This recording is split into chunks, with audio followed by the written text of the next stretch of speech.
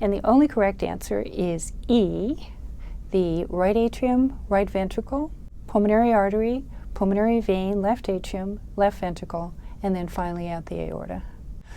So again, arteries carry blood away from the heart to the tissue capillary beds. And as we've seen in the pulmonary circulation, the pulmonary arteries carry blood to capillary beds in the lungs, and the aorta carries blood from the left heart to the extensive arterial network and the capillary beds in the rest of the body, including the heart itself. And also by definition, veins carry blood from the tissue capillary beds back to the heart itself.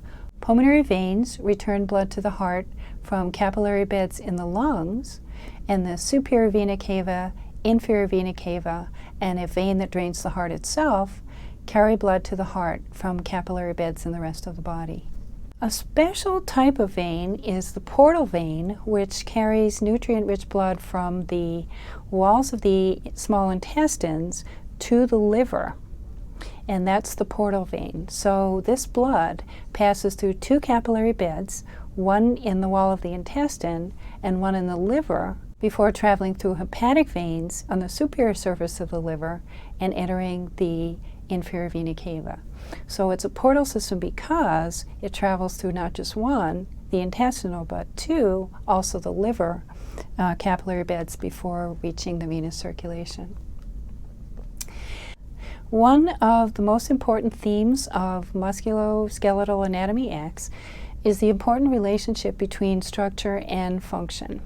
The structure of the vessel walls is very similar in arteries and veins, and so the anatomical and structural changes that you will see will be variations on this basic theme. The walls of blood vessels are laminates, and as we saw when we looked at the tissue and organization module, this is often the case with organs. So several tissues will collaborate, conferring different properties on an organ and cooperating together to achieve the function needed for that organ. Although arteries and veins and throughout the blood vascular system will have the same three layers in the wall, differences in the proportion and the thickness of the vessel layers will reflect important differences in the function as we move from the heart to the capillary beds. A lumen is defined as the central space enclosed by a tubular structure. So every blood vessel will have a lumen, the esophagus will have a lumen, the stomach will have a lumen, the bladder will have a lumen. And so a lumen is just the space in the center. It's usually filled with something. In this case, it would be filled with blood. The innermost vessel layer is the tunica intima. So if you remember when we were talking about tissues and organization, and we looked at the various contents of our stockroom that we could use to build various kinds of structures, there were reals which contained a thin epithelium which forms the center of the blood vessel. So the tunica intima, the innermost layer, will be a very thin layer of flat endothelial or epithelial cells and a relatively thin layer of subendothelial connective tissue. Like all epithelium, endothelium is avascular, and nutrients and oxygen diffuse into it from the underlying connective tissue. In veins, which are a relatively low pressure system and often have to return blood to the heart against gravity, the intima, this layer of endothelium and a small bit of the connective tissue, will fold inwards and form valves, as you can see in this diagram. So the valves will be formed by this internal intimal layer. The tunica media consists of smooth muscle cells, and this is the middle layer. It's usually a circular arrangement, in fact slightly spiral, and it will consist of smooth muscle cells and elastic fibers. Again, depending on the placement of the vessel within the blood vascular system, some larger vessels near the heart will have a greater proportion of elastic tissue. As we near the blood capillaries, the proportion of vascular smooth muscle in the tunica media will increase. And this is again a result of the function of these different vessels. If we use just hematoxylin and eosin stain, we won't be able to see the elastic fibers.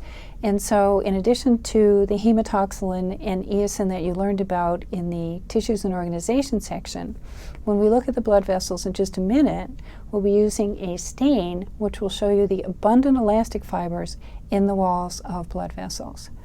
So tunica intima, an endothelium on the inside, tunica media, smooth muscle and connective tissue including elastic fibers in the middle layer, and then around the outside of almost every tubular structure will be a layer of dense connective tissue. In the case of blood vessels and other tubular structures as well, this outer layer is called the adventitia. So the outer layer is a dense connective tissue that's protective of the blood vessel. On the surface of the adventitia in larger vessels is a set of blood vessels unique to that vessel itself. So the technical name for them is the vasa vasorum, which means the vessels of the vessels. In very small, relatively thin-walled vessels, the oxygen and nutrients required to nourish the wall, particularly the smooth muscle cells, can diffuse out from the central lumen of the vessel. In the case of very large arteries, like the femoral artery, like the aorta, and other large vessels, the outer layers will need their own blood vessels to supply the tissue. So the outer layers are the vasa vasorum, and it means the vessels of the vessels. So looking now at functional differences in the walls of vessels throughout the circulatory system, the walls of arteries and arterioles will always be thicker relative to lumen size. Think of what is happening to the blood as it leaves the heart and approaches the capillary beds. So as blood flow leaves the heart, it's pulsatile.